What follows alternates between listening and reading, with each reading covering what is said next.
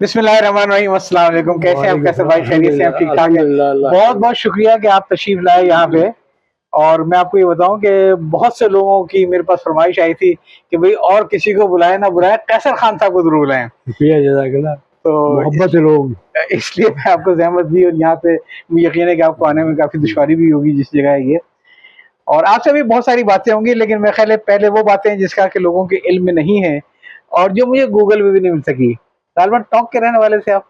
मेरी वालिदा टोंक की है और वालिद साहब? वालिद संभल मुरादाबाद के हैं। संभल मुरादाबाद के हैं।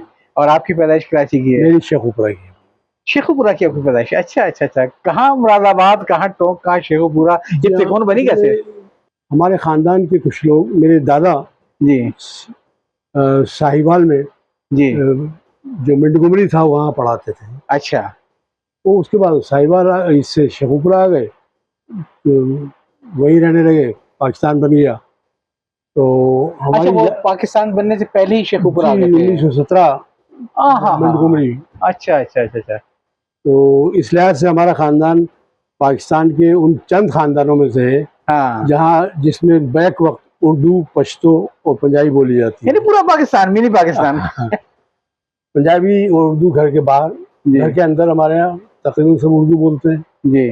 और शादियाँ हमारी रिश्तेदारों में, पश्तो बोलने वालों में अच्छा शादियाँ हैं जी। और मेरी चच्ची सगी हम अफगानिस्तान से शादी करके लाए थे। अच्छा। मौलाना सैफुर रहमान जो रेशमी रुमाल तहरीक के, हाँ, क्या बात है, क्या बात। दादा थे। अच्छा अच्छा अच्छा अच्छा। और मेरी चच्ची के, हाँ और उनके वालिद वो भी काबुल में ही रहे जी ये दोनों बहन भाई, दो बहनें और एक भाई थे जी। ये पाकिस्तान आ गए थे। इनका काम मर्दान में शब कदर एक जगह है। हाँ हाँ। तो इस लिहाज से आमतौर पर पश्तो बोलने वाले भी और उर्दू बोलने वाले भी बहुत करीबी अजीज होंगे, सगे चचेदार के बाद खालादार। आप कितने भाई बहन थे माशाल्लाह? हम 6 भाई और 3 बहनें थे। 6 भाई और 3 बहनें माशाल्लाह। और सब वही शेखुपुरा की पैदाइश? नहीं, हाँ। बाकी सब इंडिया में है। एक अच्छा। कर्नाटक में है। अच्छा अच्छा अच्छा। मैं असल में वालिद गए जायदाद के सिलसिले में संभल, हाँ। तो वो गवर्नमेंट ने जब्त कर ली थी वही जायदाद। क्या वो तो जो भी शुबा था कि माइग्रेट कर रहे हैं? हालांकि नहीं, माइग्रेशन की वजह से नहीं की थी। उनका कहना ये था कि जागीरदार निज़ाम सबको जमींदार, एबॉलिशन ऑफ जागीरदारी निज़ाम, जमींदारी निज़ाम के साथ, हालांकि वो ट्रस्ट था। हमारे अजदाद ने उसको एक ट्रस्ट का नाम दिया था, ट्रस्ट फैमिली ट्रस्ट वक्फ अल औलाद के नाम से। जी जी जी जी जी।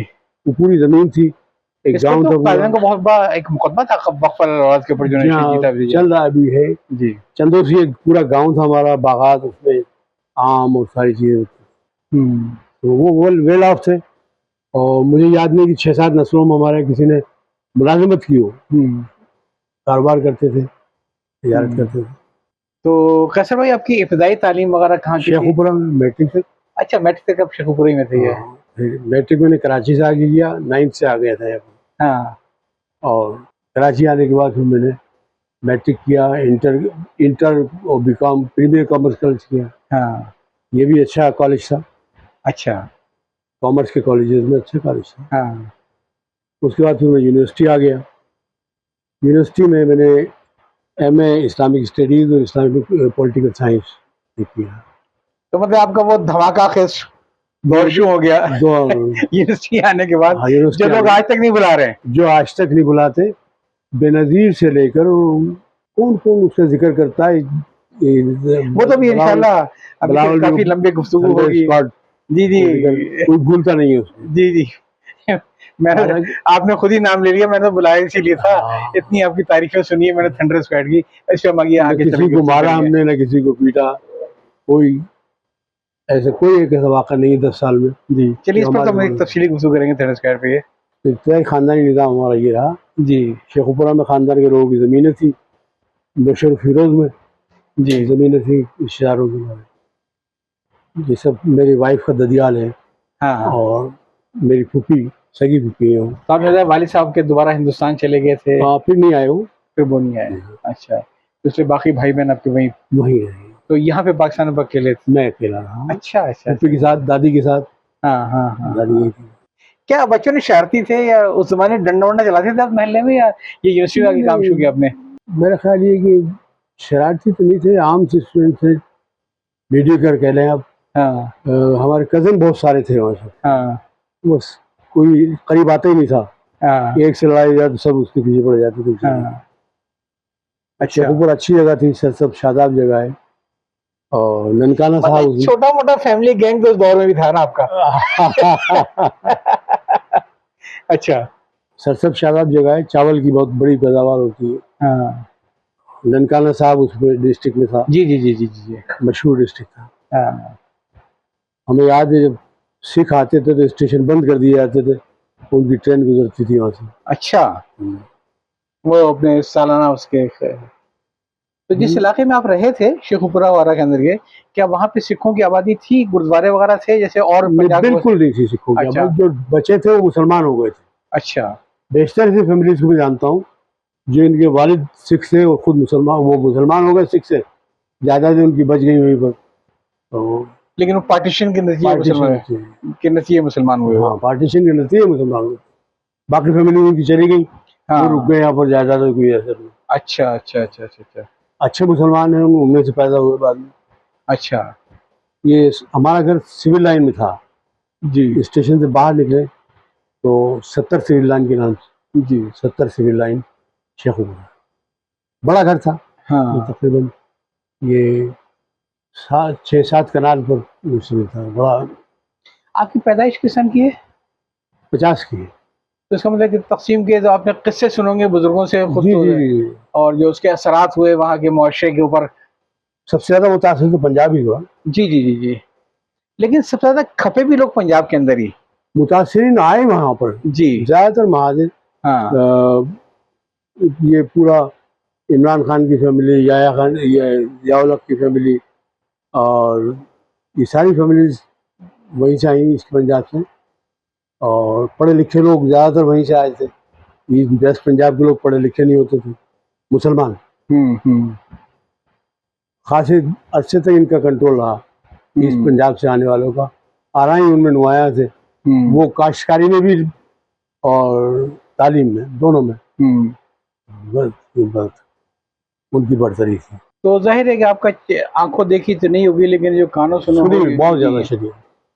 क्योंकि अभी हम आपसे बहुत खैर लंबी बातें होंगी, लेकिन चूंकि जिक्र नहीं करा है पंजाब की तक़सीम का, तो एक आम ख्याल ये भी है कि जो फसादात का जो आगाज हुआ था वो रावलपिंडी में मार्च हुआ। जी हाँ, ठीक है। और हमें जो तारीख में पढ़ाया गया है वो ये कि मास्टर तारा सिंह ने निकल के असेंबली की गेट के ऊपर कृपान लहराई थी लाहौर में, और कहा था ये हाँ। ठीक है।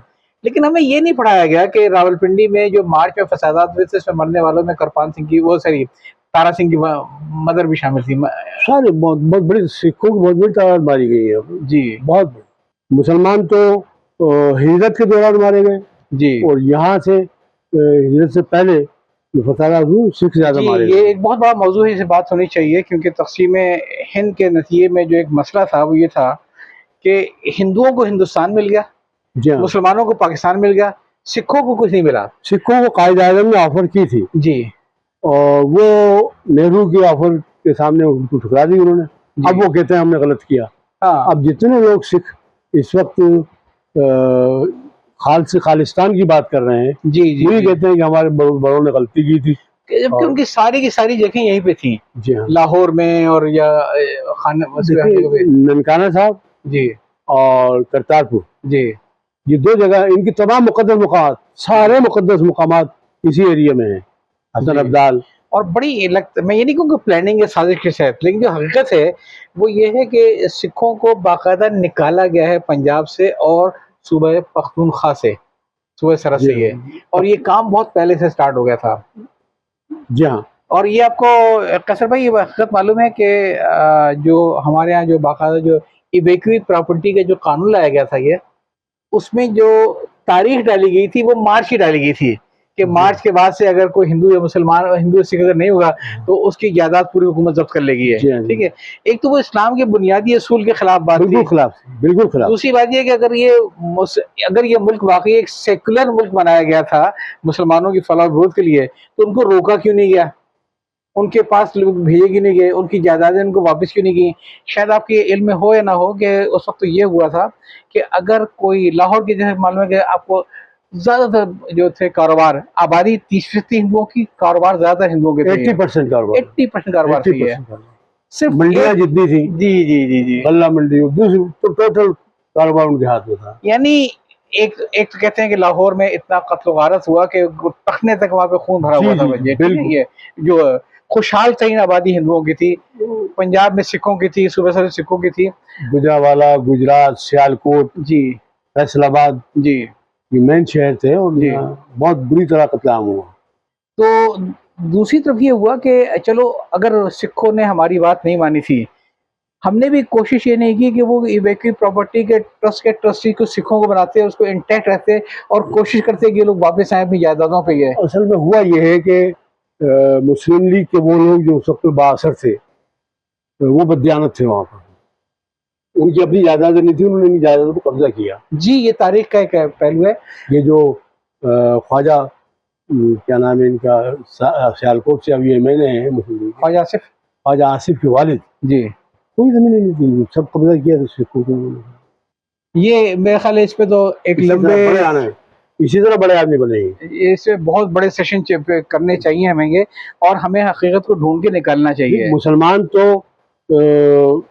इस खित्ते का मुसलमान जिसमें पाकिस्तान बना है जी, ये इसकी कमी की ज्यादा हैसियत नहीं थी, नीचे बैठते थे, बाजारों में दाखिले की इजाजत नहीं थी, बाजारों में दाखिले की मुअज़्ज़िज़ तरीन वो थे जिनको कुर्सी नशीन कहा जाता था कि कमिश्नर साहब के दरबार में कुर्सी पे आप बैठ सकते हैं, वरना कोने में खड़े होते थे। चंद खानदान थे, टवाना, दौलताना और ये लोग, बाकी तमाम मुसलमान जो कमी कारू थे और मजदूरी करते थे और काश करते थे, और इसीलिए बड़े मुनज़्ज़म अंदाज में उनको निकाला और उन्होंने कब्जा कर लिया। जितने जायदाद वाले हमारे यहाँ जी, वो सब वही। आपके ख्याल में जब पाकिस्तान बना था तो हमारे सामने एक वो था 1857 का ज़माना था कि जिसमें जिन लोगों ने वाकई जंग आज़ादी में हिस्सा लिया, उलमा ने तोपों से उड़ा दिया गया उनको, उनकी जायदाद में कब्जा हो गया। ऐसा कोई कानून नहीं आया कि 1857 के बाद से जो अंग्रेजों ने जागीरें अता की थी वो हुकूमत करेगी। ज़्यादातर जागीरदार इस खित्ते में जो बचे जी, केपी के सरहद, सूबा सरहद जिसे कहते हैं, वहाँ से और सिंध तक, वो लोग थे जिन्होंने को अंग्रेज ने अता की थी जायदादें मुसलमानों की मुखबरी के लिए, मुसलमानों पर कंट्रोल करने के लिए। शाह महमूद कुरैशी और सब जो पीर भी बना, एक ही वक्त में पीर भी बनाया गया इनको जी, और ताकि मजहबी कंट्रोल भी रहा इनका जी, और जायदादें भी इनको दी गई।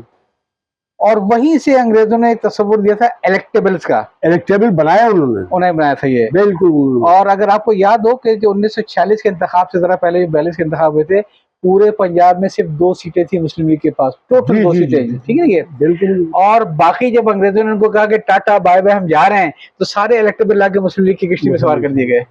ऐसी हुआ, यही तारीख है ना हमारी, बिल्कुल यही। और उसका सिला उनको ये दिया गया कि जब सिखों को और हिंदुओं को मार मार के निकाला यहाँ से, तो उनकी जायदादों पे सिर्फ चंद पटवारियों ने थोड़े बहुत आगे पीछे कागज किए, तो उनका तो क्लेम का मसला भी नहीं था, वो तो खुद बहुत मालिक बन गए, ज्यादातर कब्जा किया है जायदादों जी, या अंग्रेज की अता की हुई है या कब्जा की हुई है जी। तो मेरा ख्याल है कि जो 75 साल से हम देख रहे हैं वो ये कि आगाज जो है वो कोई उसके साथ नहीं हुआ अच्छा है, और आज भी मौलाना मोहतरम मौलाना मोदी की जो गालियां पड़ती हैं कि पाकिस्तान की मुखालफत की, उनका तो तस्वुर यही था ना कि भाई ये लोग डिलीवर नहीं कर सकते हैं इस्लामी रियासत। मौलाना मौदूद का कहना ये था कि ये मुस्लिम लीग के वो लोग जो इस्लामी रियासत की बात कर रहे हैं वो इस्लामी रियासत नहीं बनाएंगे बल्कि इसकी मुखालफत करेंगे जी, और जो लोग इस्लामी रियासत के लिए काम करेंगे उनको ये कत्ल कर देंगे। क्या ये बात हकीकत साबित नहीं हुई? सही, 100% जी। मौलाना का क़याम लाहौर में सिर्फ इसलिए हुआ कि अल्लामा इकबाल ने उनको बुलाया और पठानकोट में वो एक जगह दी, वरना मुझे याद है जब प्रोफेसर गुलाम आजम मशरक़ ढाका फाल के बाद आए यहाँ कराची यूनिवर्सिटी में खिताब करते हुए, उन्होंने पूछा आपने मौलाना से मुलाकात की? मैंने मुलाकात की और मौलाना से कहा कि मौलाना आपका पैगाम, दावत सब कुछ हक है, लेकिन जगह का इंतखाब गलत किया आपने। क्या बात है, क्या बात है। और फरमाया कि अगर आपका ढाका आप अपना मकाम बनाते तो आज हम या बालाकोट में होते या इस्लामाबाद में होते। क्या बात है, 2 मकाम विजन था उनका। जी जी जी जी, जगह का इंतखाब गलत जी। और मैं ख्याल इस अभी पहला तो किस्सा खत्म होने वाला है, किस्सा खत्म होने वाली है। इसको कंक्लूड करते हुए जब मौलाना जब लाहौर आए थे तो उनकी बेटी हुमैरा मौदूदी ने जो किताब लिखी है कि मौलाना ने आने के बाद मोहम्मद अली हमारे जो थे बड़े बाद में वज़ीर आज़म बने, उनको पैगाम भेजा था, लियाकत अली खान वज़ीर आज़म थे कि अभी तक रेल की पटरी के किनारे से लाशें हटी नहीं हैं, कुत्ते जो हैं वो बमोड़ रहे लाशों को, और अभी इससे सेक्युलर स्टेट बनाने की बातें शुरू हो गई हैं। ये मौलाना मौदूदी का पैगाम था, मोहम्मद अली साहब के नाम जो इसके जरिए उन्हें लियाकत अली खान जवाब दिया था। उसके जवाब में जो मौलाना को जो वहाँ पे लाहौर का एक कॉलेज अलॉट किया गया था, याद है, वो फौरी तौर पे नोटिस देके खाली करा लिया गया। अच्छा, उन्होंने फिर कोई हंगामा नहीं किया, खामोशी से घर वालों को टांगे में बिठाया, किसी से कुछ नहीं बताया, कहेंगे जो इस घर की चीजें वो इस घर में छोड़ दो, टांगे में बैठो, और वहां जाके कैंप में मुंतकिल हो गए थे। ये था मौलाना का किरदार, जिसको के लोग इसको समझते नहीं चीजों को, कि उनका क्या मतलब, उनका जो ख्वाब था वो एक इस्लामी रियासत थी, उनका ख्वाब कोई मुस्लिम पॉपुलेशन वाली कोई सेकुलर स्टेट नहीं थी, सेकुलर रियासत नहीं थी, बल्कि मौलाना ने सबसे पहले मुहिम पाकिस्तान में इस्लामी दस्तूर की मुहिम भी पाकिस्तान में मौलाना ने शुरू की। तो चलें, ये तो बड़ा अच्छी गुफ्तगू चल रही है, और मेरा ख्याल है कि ज़्यादा इसको ज़्यादा रोकते हैं भी, और बाकी बातें करते हैं अगले क्लास में। अभी जो बात करनी हो तो शुरू ही नहीं हुई है। हाँ। हम कहाँ उलझ के रह गए। हाँ।